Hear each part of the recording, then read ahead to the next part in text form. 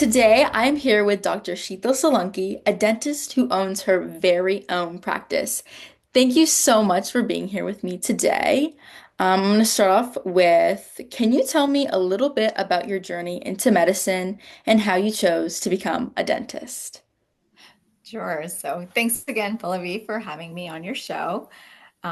So my curiosity in dentistry sort of started when I was in middle school. I was a typical preteen that had to go through braces. So when everything was said and done, I went into their office with two buck teeth and came out with this really pretty smile that I was so proud of and fascinated. I had all this metal in my mouth for about 2 years. And I thought to myself, how can, you know, all this metal pieces create such a result like this?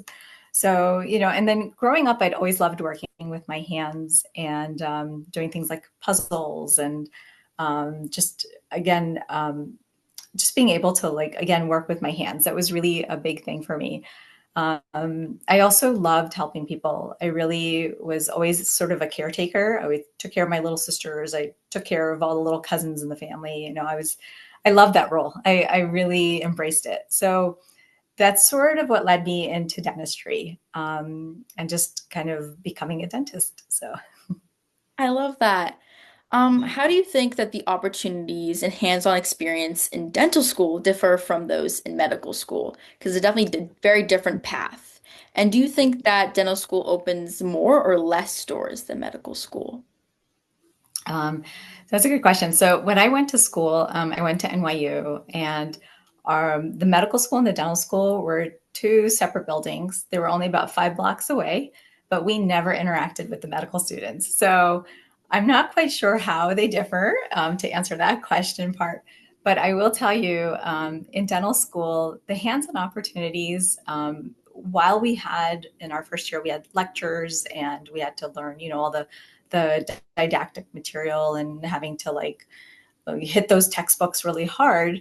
We also got to kind of dive into the hands-on part. In our first year, they gave us little plastic stumps and we had to take wax and carving instruments and sort of create teeth out of them. This is really fun because again, you get to use your hands from the get-go and really dive into learning about tooth anatomy and sort of the shape and how each tooth in our mouth actually has its own individual characteristics. Who knew teeth were so complicated, Yeah. right? So you can actually, learn a lot by just starting with those wax ups. So then that also then later on transferred into them teaching us hands-on using how to use a drill. That's a basic drill is something every dentist knows how to use, has to Yeah. use. So, that learning that hand skill, that coordination, that again was like one of the biggest challenges, but again, it was introduced early on in dental school. We used to practice on plastic heads with typodonts or fake teeth, like sometimes those like you'll see the like fake denture teeth, Yeah. Yeah. like characters. So we would practice on those, and you could unscrew and screw the teeth out as you finished prepping, and you could replace it with a fresh tooth. So a lot of money we spend, in dental school is replacing those teeth so that we could get more and more practice, getting better at the hand skills that we needed to drill. Um, and then all along, we were still doing our examinations and lectures and things like that. But then all of this then transferred in our third and fourth year to us working on real patients. So, and that's sort of the journey of the hands-on part of it.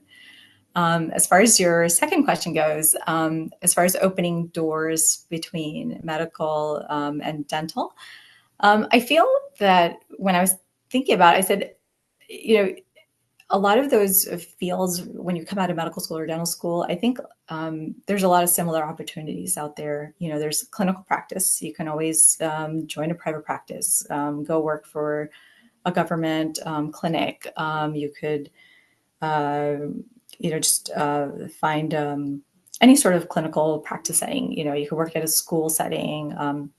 So many opportunities there. But then you could also specialize, just like in medicine or dentistry, you have that option to further your career and go into a specific path. You can Dentistry has so many different specialties, that you can go into. Me personally, I'm a general dentist, so I came out kind of really enjoying a little bit of everything. I really sort of embraced all of it. So I did not specialize. Um, but then there's also the field of research. We always need good researchers out there, with all the advancements and changes that are occurring. We want to make sure that the research is there to back up and keep everything safe for people. Academia, that's another thing. Who's teaching the next generation? We need to always have great professors and great people in those roles as well. So I think, that's definitely a lot of doors open up when you do come out with those degrees. Yeah. And so can you describe your job a little bit and like what are your main tasks and responsibilities? Sure. So I usually arrive on a typical day. I'll arrive before patients do, or before patients are scheduled. And I usually start my day with speaking with my front desk, my dental assistant, and my hygienist. We do what's called sort of a team huddle in the morning, and we sort of review the day and sort of say, okay, what's going on today? Who are we seeing? Oh, you know, um, what's going on? Let's see where we can, where we might run over a little bit, where we could help each other out, and where sort of emergencies might fall in. So my typical day may start out at 9 a.m. With seeing patients, and we have a whole game plan. But then in dentistry, as you know, in any clinical setting, there might be cancellations, there might be emergencies that walk in the door, there might be people with calling in with problems. So you never know. My day could change sort of on a dime. So I Yeah. have a procedure column where I see my patients, where I'm doing all the procedures for patients. And then there's a hygienist column. So in between me doing procedures, I'm jumping out to also go see exams and go see patients and check them off, after they're done their cleanings as well. So once that's all said and done, at the end of the day, or even during my lunch break, I will sometimes do phone calls to specialists that I'm working with on a certain cases, or phone calls to follow up on patients when they have questions and they call in. And also closing out the day, we want to make sure that we got all the information into the charts. Note taking. I mean, that is one of the critical skills, as every clinician knows. You need to Yeah. make sure you have good notes at the end of the day. So, and once that's all said and done, then I can log off the computer and go home. So you mentioned a little bit about the challenges and complications through running a clinic. Can you describe some things that maybe frustrate you about your work and some stresses you may encounter on the daily basis? Oh yeah. So some of the things that, in dental school, you learn all the clinical side of things, but nobody ever tells you about the practice management side of things. So one of the frustrating parts for me is taking away that time from my clinical time with the patients and having to deal with the practice management side of things. So it's, things like negotiating contracts, things like negotiating with insurance companies, dealing with just the like banks, payroll, your team, concerns that they Yeah. may have as well. You know, all that takes away from my attention that I would normally, would love to spend more time with patients and stuff and doing clinical things. So that's definitely one of the frustrating parts, but it is necessary. So I do understand why it's there. Yes. And so I know a lot of people hate going to the dentist. I personally don't. But what are some common myths or misconceptions that people have had about dentistry that you wish you could clear up? Oh, that's a good one. So there's two big ones that I would love. A lot of people only go to the dentist when their teeth hurt. That is one misconception that I wish all people would understand. When your teeth hurt, it's usually at a point where the tooth needs lots of money to be able to be fixed, Yeah. or you're going to lose the tooth. And in both of those cases or scenarios, if you had just come in maybe a year before or 2 years before, um, and just gotten the preventative care that you needed, you could have really avoided a lot of bigger problems, later on. So, Yeah. and usually if there's a problem that's hurting, that means that there's problems on some of the other teeth and the surrounding teeth as well. So, you don't wait. That's that's my big advice. The second misconception that I've been told a lot throughout my career, especially when I was a young mom, I had a lot of my friends, tell me that, oh, well, the kids just got their baby teeth, but they don't matter, right? And I said, no. I said that can't be further from the truth. Baby teeth are really important. I wish that was something that I like all parents should, and I think the medical pediatrician society does a really good job of that. They really stress the importance of home care and oral care early on in kids' lives.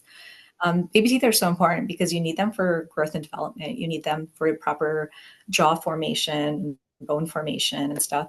You need it for function and aesthetics, right? Like you don't want a little kid going to school with, all missing teeth or cavities in their teeth or, just problems. And then space maintenance. Sometimes people can be born and they never develop certain adult teeth that would normally take place of those baby teeth.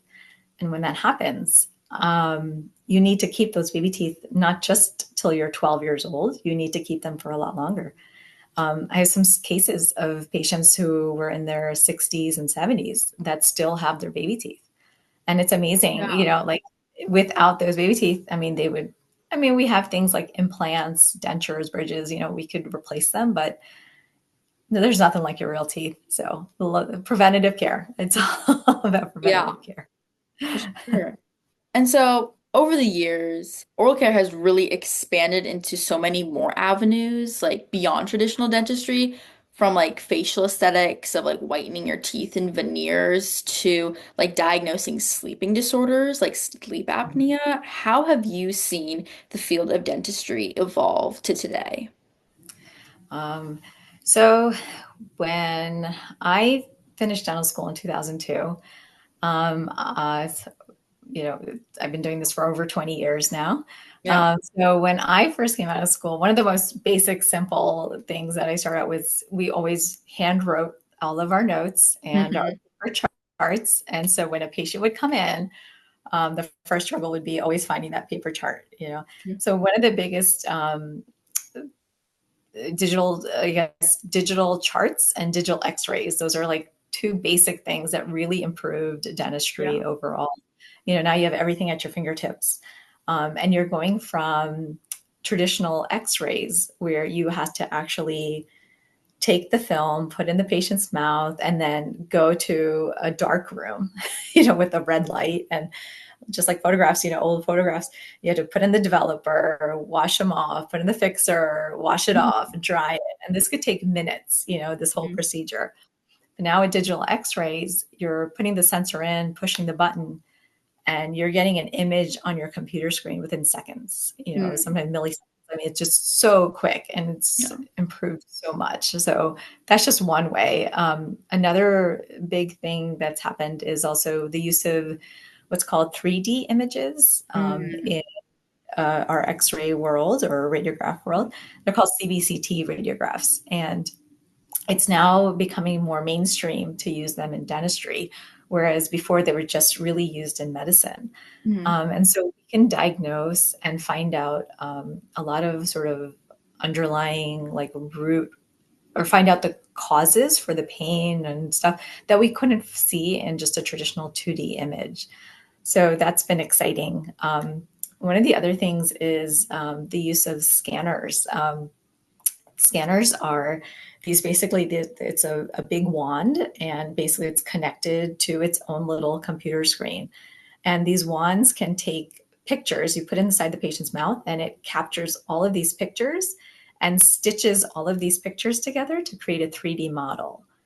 When I came out of dental school, we were taking goopy material, putting it Yeah. in a tray, holding it in the patient's mouth, and I mean, people would gag. I've had patients, vomit in my chair because it was just awful, like having that Yeah. feeling in the mouth. So that's been a huge improvement as far as just being able to collect data much quicker and much more comfortably for the patients. And then one of the other big changes that I've seen is, from my own experience, I remember having metal in my mouth to now having the option of clear aligners. There's a Yeah. lot of kids out there with clear aligners starting, at young age, even to adults, and sort of just being able to do this without people knowing that you're even undergoing braces or orthodontic Mhm. treatment. It is just exciting sort of how so many changes occur. And of course, what you mentioned before too, like the aesthetics, and I mean, all of that has sort of evolved over the years and just improved and become better. The introduction of sleep apnea, I mean, I would have never guessed 20 years ago that I would be even worried about sleep and how people were sleeping and how it affected teeth and Yeah. dentistry and jaws and stuff. So, I mean, it is really exciting how things have just evolved over the years. Yeah. And so, were there any expectations that you had about your career that kind of turned out to be a little bit different than reality? Yes. So when I came out of dental school, I really thought I finished up a 1 year residency after dental school, and I thought, oh, I am never going to open a textbook ever again. I know everything about dentistry that I need to know. Yeah. Reality check was definitely lifelong learning. I mean, Mhm. this is something that I feel, in every field. I mean, um, something like, I've talked to my hairdresser, and even my Yeah. hairdresser's like, oh, yeah, we have to take CE credits. And I said, oh, I was so naive when I came out of dental school, not realizing this. So, Yeah. that's been sort of a reality check for me, but I've embraced it wholeheartedly. I mean, I truly, really love that part of dentistry and being able to sort of learn new ways of doing things, Mhm. and creating sort of an environment that's just easier for patients to be in, because when you can just make it more of a comfortable experience, it makes the patient not so afraid and perhaps them, sort of coming back to see you for that preventative care that is really so important. So, Yeah. And so, last question. What advice would you give somebody who eventually wants to be where you are? Or what is the best piece of advice you have received in regards to your own career? so I would say when you're in college and you're thinking, that healthcare or dentistry, medicine, whatever it might be, really go out there and sort of explore as much as you can. Take those humanities, take those English classes. I mean, there are parts of dentistry that I didn't know, like, for example, communication and English, that I didn't know was so important, right? Being able to communicate with your patients is so key in our field. And if we are not able to communicate with patients, I mean, it is really hard to to keep a practice going I if can you're not able to, imagine. and not even just with patients, but even with your team and your whole, everybody around you that kind of helps you keep your practice going. So definitely one thing, like I said, explore as much as you can in college. Try different things. Um, when you go into dentistry, there's going to be a lot of challenges every step of the way. Getting into school, getting your examinations, doing all of that work. I mean, that's the tip of the iceberg, and not to scare anybody who's trying to go in, but you start with all these challenges, but you build upon these challenges. So what I advise like young dentists to do when they come out of school is to also um, look into finding mentors in the area. That's a really great resource. I mean, colleagues are always willing, especially in the dental world. I mean, I've never really met a colleague that isn't willing to help. That isn't willing to share some advice or share some of their own experiences. That is so important. And then also getting involved with local dental societies, which is a great way to sort of meet other dentists in the area, and then to create those connections and those Yeah. friendships.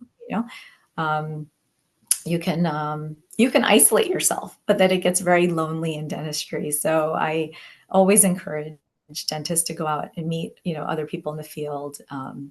And then also reaching out to your specialists in the area as well. And even now, so we,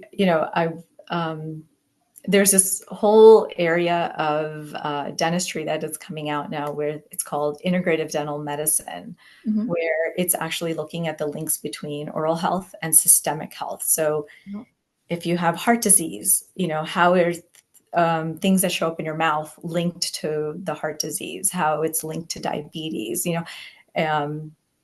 so I got introduced to this a few months ago at a local CE course. And again, reaching out to your local societies, you can learn a lot, but you can also meet a lot of people.